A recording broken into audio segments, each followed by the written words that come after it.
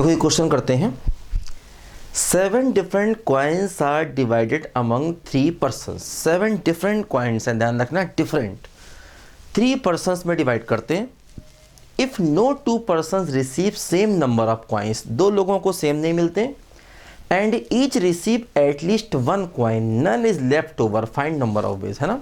कह रहे हैं कोई भी 2 आदमियों को सेम कॉइन ना मिले, सबको कम से कम 1 मिले और कोई भी छूटे ना, तो नंबर ऑफ वेज बताइए क्या होंगे। देखो अब जैसे 7 कॉइन है, 1 2 3 4 5 6 7, 7 कॉइन है। ये 3 लोगों में बांटने हैं, है ना। तो हर आदमी को कम से कम 1 मिले, कोई छूटना नहीं चाहिए और कोई भी 2 को सेम ना मिले। देखो जैसे 1 को 1 मिला, 1 को 2 मिला, 1 को 4 मिला। देखो एक पॉसिबिलिटी ये है ना। अब दूसरी पॉसिबिलिटी ढूंढो क्या हो सकती है। जैसे मान लो 2 2 3, ये नहीं चलेगा क्योंकि 2 को सेम नंबर ऑफ कॉइन मिल गए, ये नहीं चलेगा। मान लो ऐसा करें 3 3 1, ये भी नहीं चलेगा क्योंकि देखो 2 को सेम नंबर ऑफ कॉइन मिल गए। मान लो ऐसा करें 1 1 5, ये भी नहीं चलेगा, 2 को सेम नंबर ऑफ कॉइन मिल गए। ऐसा भी नहीं कर सकते 6 1 0 क्योंकि 1 छूट गया, 1 को कुछ नहीं मिला, ऐसा भी नहीं चलेगा। तो एक ही पॉसिबिलिटी बची है। तो मतलब टोटल 7 कॉइन है, 1 को 1 देना है 1 फैक्टोरियल, 1 को 2 देना है, 1 को 4 देना है, और किसको कितना देना ये नहीं मालूम, बस 1 को 1 देना, 1 को 2, 1 को 4, इसलिए इंटू 3 फैक्टोरियल भी होगा, है ना।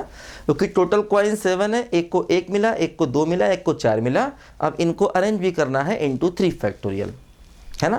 क्योंकि ये नहीं मालूम किसको कितना मिलना है, बस ये मालूम है 1 को 1, 1 को 2, 1 को 4। अगर फिक्स होता कि इसको 1 मिला, इसको 2 मिला, इसको 4 मिला, तो इंटू 3 फैक्टोरियल नहीं होता। अगर फिक्स होता कि पहले आदमी को 1 मिले, दूसरे को 2 मिले, तीसरे को 4 मिले, फिक्स नहीं है, बस ये मालूम है 1 को 1 मिलना, इसलिए इंटू 3 फैक्टोरियल करना पड़ेगा।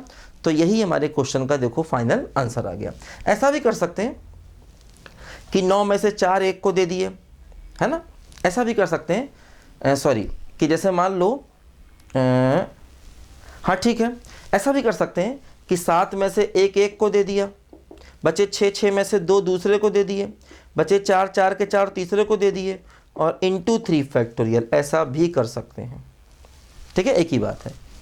देखो ध्यान दो, number of ways in which a mixed double tennis game can be arrange among 9 married couple if no husband and wife play in same game. अच्छा क्वेश्चन, देखो ध्यान दो, mixed double game. Mixed double game का मतलब क्या होता है कि जैसे मान लो टेनिस है ना, तो इधर एक लेडी और जेंट्स रहेंगे, मतलब एक मैन और एक वुमेन इधर रहेगा, और एक मैन और एक वुमेन इधर रहेगा, है ना। इसे कहते हैं मिक्स्ड डबल टेनिस गेम। ठीक है, देखो 9 मैरिड कपल हैं, 9 मैरिड कपल हैं, मतलब husband wife husband wife husband wife, 9 husband हैं और 9 वाइफ है ना। हस्बैंड वाइफ 9 है।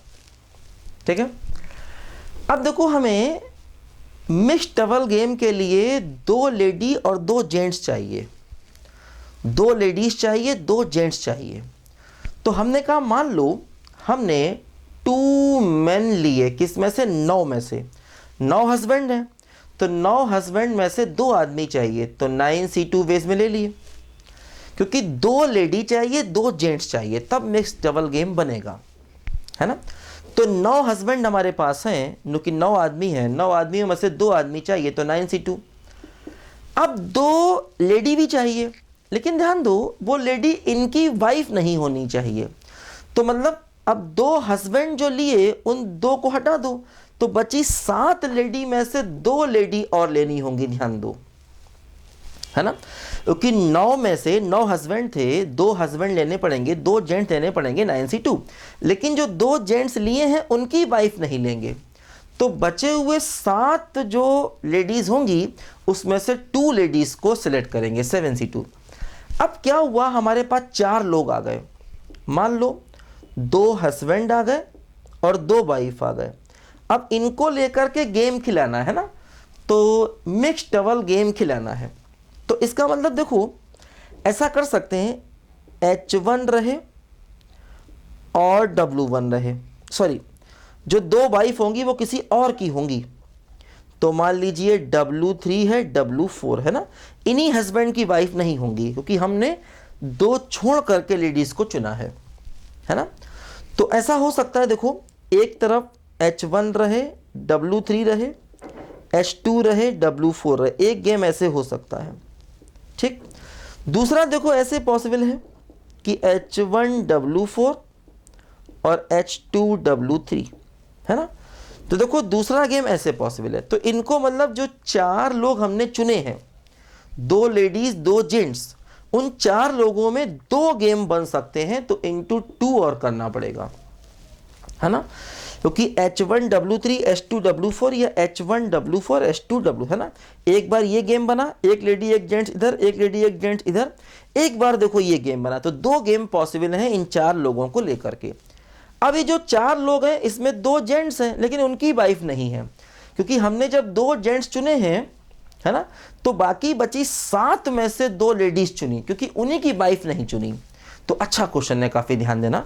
तो ये इस क्वेश्चन का फाइनल आंसर 9C2 7C2 × 2 है ना, ये इस क्वेश्चन का फाइनल आंसर हो गया। लिखो बच्चों ध्यान से इसको पहले।